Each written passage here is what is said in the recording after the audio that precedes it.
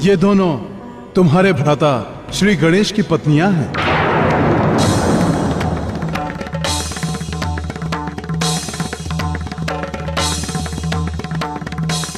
और ये दोनों बालक हैं क्षेम और लाभ, तुम्हारे भतीजे, अर्थात गणेश के पुत्र।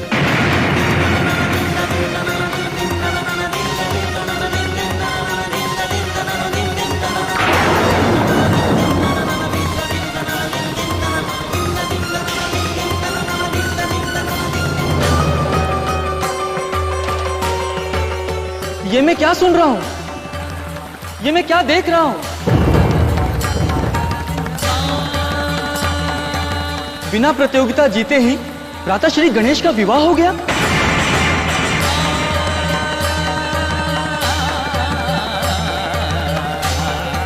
और वो 2 बच्चों के पिता भी बन गए।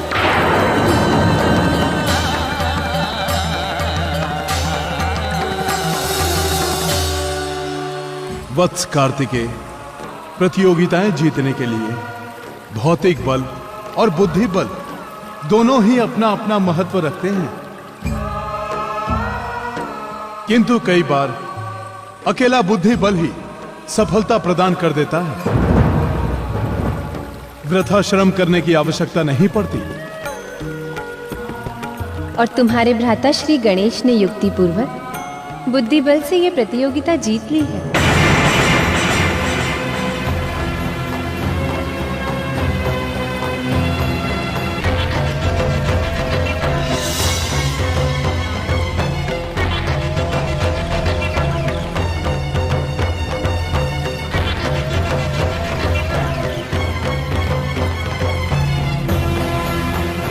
हे पिताश्री, मैंने आपकी और माताश्री की विधिवत पूजा करके 7 परिक्रमाएं कर ली। शास्त्र आ गया है कि जो पुत्र विधिवत अपने माता पिता की पूजा करके उनकी प्रदक्षिणा कर ले, उसे भूमंडल की प्रदक्षिणा करने का पुण्य प्राप्त हो जाता है। हम तुम्हारी भक्ति भावना और ज्ञान निष्ठा से अत्यंत प्रसन्न हैं। कार्तिकेय, और तुम्हारी प्रतियोगिता में हम तुम्हें विजयी घोषित करते हैं।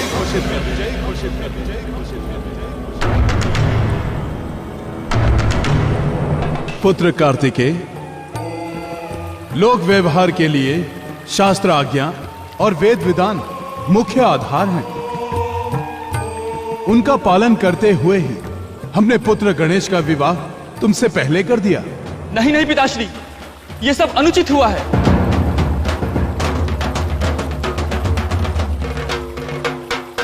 पृथ्वी परिक्रमा के मेरे प्रयास और श्रम का अपमान हुआ है। हे पिताश्री, मैं अपने आप को बहुत अपमानित महसूस कर रहा हूं। अब मेरा यहां रहना उचित नहीं।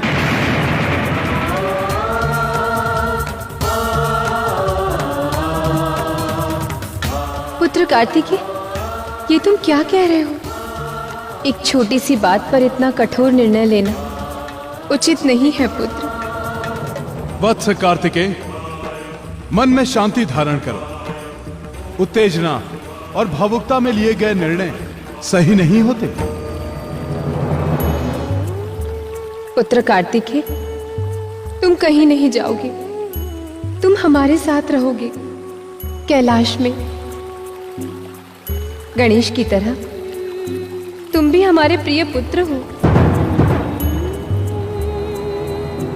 पुत्र कार्तिकेय, शीघ्र ही हम तुम्हारा भी विवाह करने वाले हैं। पहले गणेश का विवाह हो गया और उसके बाद में तुम्हारा विवाह होता है, तो इसमें कोई भेदभाव की बात नहीं है। तुम्हें तो अपने भ्राता के गृहस्थ जीवन को देखकर प्रसन्न होना चाहिए। हे पिताश्री, हे माताश्री, आप कुछ भी बोले, किंतु जो कुछ घटित हुआ है उससे मैं बहुत आहत हुआ हूं। मैं प्रतिज्ञा करता हूं कि जीवन पर्यंत विवाह ही नहीं करूंगा और आजीवन कुंवारा रहूंगा।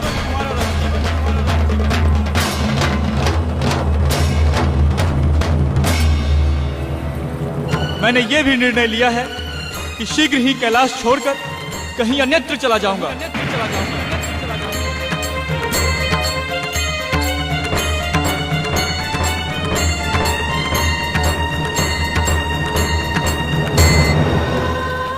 पुत्र कार्तिकेय, अपनी प्रतिज्ञा, अपना कथन वापस ले लो पुत्र।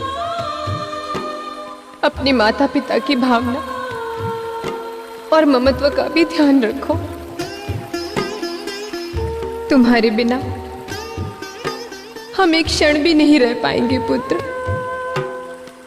हाँ पुत्र, तुम्हारी माता ठीक कह रही हैं। एक पुत्र के घर छोड़कर जाने पर माता पिता को जो कष्ट होता है उसे व्यक्त करना संभव नहीं है। हे माताश्री, हे पिताश्री, मैं आपका कथन समझ सकता हूं, किंतु मेरी अंतरात्मा मुझे अपनी प्रतिज्ञा पर अटल रहने का संकेत दे रही है। आप तो स्वयं जानते हैं कि जो भी व्यक्ति अपनी अंतरात्मा की आवाज को अनसुना कर देता है उसका स्वरूप पतित हो जाता है।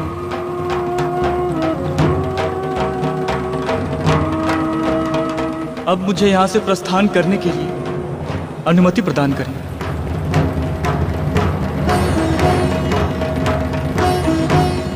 पुत्र कार्तिकेय,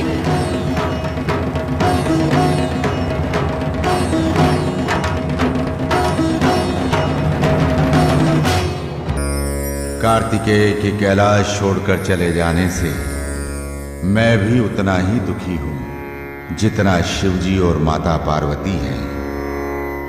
कभी कभी होता हुआ इतना प्रबल होता है कि उसे कोई भी टाल नहीं सकता। कार्तिकेय कैलाश से चलकर क्रौंच पर्वत पर पहुंच गए। वहां वे रात दिन तप साधना में लीन हो गए।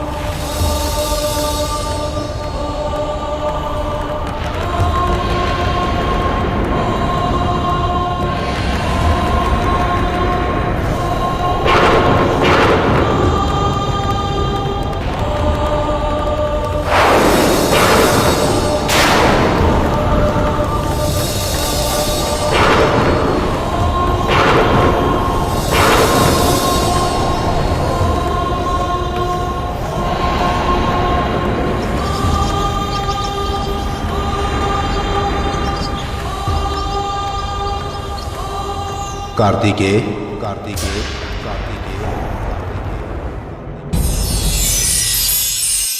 तुम्हारी तपस्या सफल हुई। आज से तुम त्रैलोक्य में कुमार विशेषण से जाने जाओगे। तुम्हारा नाम सबके लिए शुभ, सर्व पाप हरि, पुण्य देने वाला तथा ब्रह्मचर्य की शक्ति प्रदान करने वाला होगा। वत्स, अब प्रजा को ज्ञान तथा आत्मबल प्रदान कर उनका कल्याण करो। कुमार, तुम्हारी तपस्या के फलस्वरूप यह स्थान महान तीर्थ के रूप में प्रसिद्ध होगा। कार्तिक पूर्णमासी के अवसर पर देवता, ऋषिगण, स्वयं तीर्थ और मुनिगण क्रौंच पर्वत पर आकर पुण्य लाभ प्राप्त करेंगे।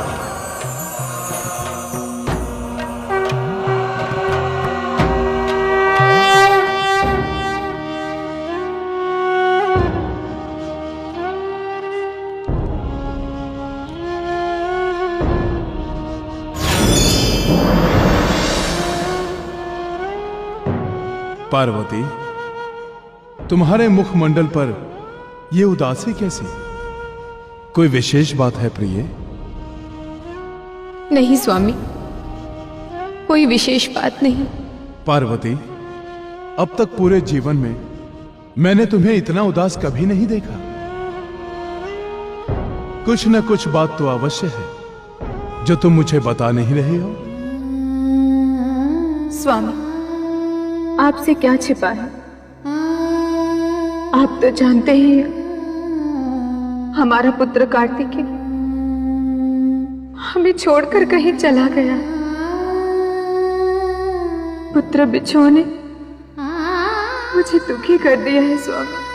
पार्वती, मन में धैर्य धारण करो, विवेक से काम लो। तुम्हारा पुत्र कार्तिकेय कोई बालक नहीं है, वो सभी भांति समर्थ है। स्वामी, मैं एक मां हूं। पुत्र कितना ही बड़ा और सामर्थ्यवान हो जाए, किंतु मां के हृदय में उसके लिए सदैव एक बालक की छवि अंकित रहती है। स्वामी, मुझे शीघ्र ही अपने पुत्र के पास ले चलिए। मैं उसे मनाकर अवश्य ले आऊंगी। प्रिय, मैं तुम्हें अवश्य ही कार्तिकेय के पास ले चलूंगा।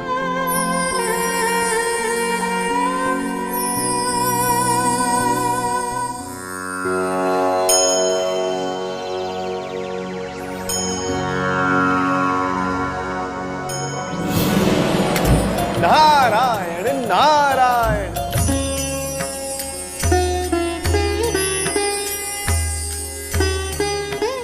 प्रणाम देवर्षि।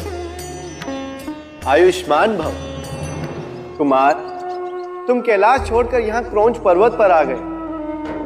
तुम्हारे विछोह से माता पार्वती कितनी दुखी हैं, इसका कुछ ज्ञान है तुम्हें? मैं समझता हूँ, किंतु संसार के संबंध तो अनित्य हैं देवर्षि। एक न एक दिन तो विछोह का सामना सबको करना ही पड़ता है। कैलाश से मन उब गया तो यहाँ चला आया। सांसारिक मोह जितना शीघ्र नष्ट हो जाए उतना ही अच्छा है। दार्शनिकों की सी बातें करते हो कुमार। कभी माँ के हृदय को भी पढ़ा है तुमने? जब से तुम आए हो, माता पार्वती दिन रात तुम्हारे स्मरण में व्याकुल रहती हैं, और अब तो शीघ्र ही वो भगवान शिव के साथ तुम्हें लेने आ रही हैं।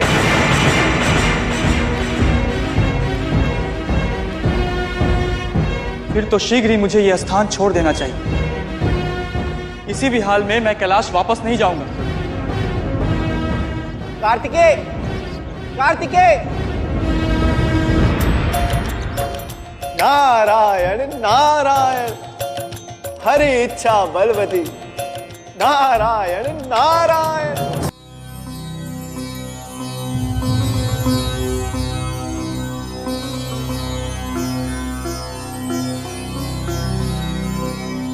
प्रणाम कुमार। आप अपना आश्रम छोड़कर अन्यत्र ना जाएं कुमार। ये क्रौंच पर्वत आपकी तप स्थली है। आपने अपनी साधना से इसे तीर्थ स्थल बना दिया है। लोक मंगल के लिए आपका यहाँ रहना आवश्यक है कुमार। आपका मार्गदर्शन पाकर लोग धर्म मार्ग पर आगे बढ़ेंगे और उनका कल्याण होगा। अब मैं वापस आश्रम तो नहीं जाऊंगा, और आप सबके आग्रह को स्वीकार करते हुए मैं क्रौंच पर्वत पे ही अपने निवास को बनाए रखूंगा। आपका कल्याण हो कुमार, आपका मंगल हो।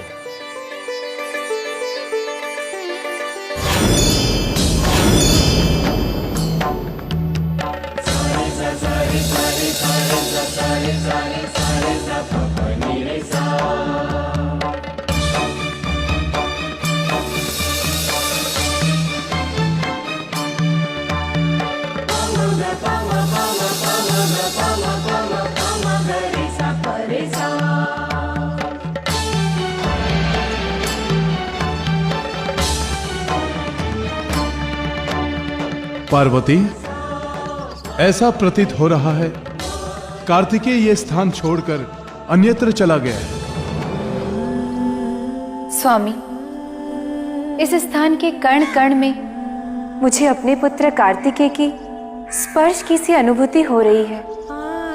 उसकी तप और साधना ने इस स्थान को चैतन्य और पुण्य तीर्थ बना दिया है।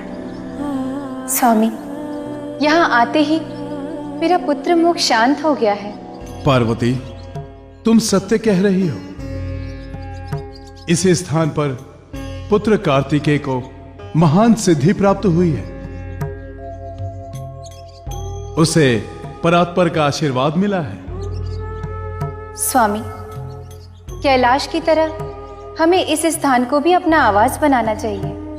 पार्वती, मेरे मन में भी यही विचार उठ रहे हैं। हम अंश रूप में यहां प्रतिष्ठित हो जाते हैं। यह स्थान कालांतर में मल्लिका अर्जुन पीठ के रूप में प्रसिद्ध होगा। अपने पुत्र कार्तिकेय से संबंध बनाए रखने के लिए मैं तुम्हें अपने साथ ले यहां प्रत्येक पावन पर्व, अमावस्या और पूर्णिमा पर आता रहूंगा और अपने भक्तों की मनोकामना पूर्ण करूंगा।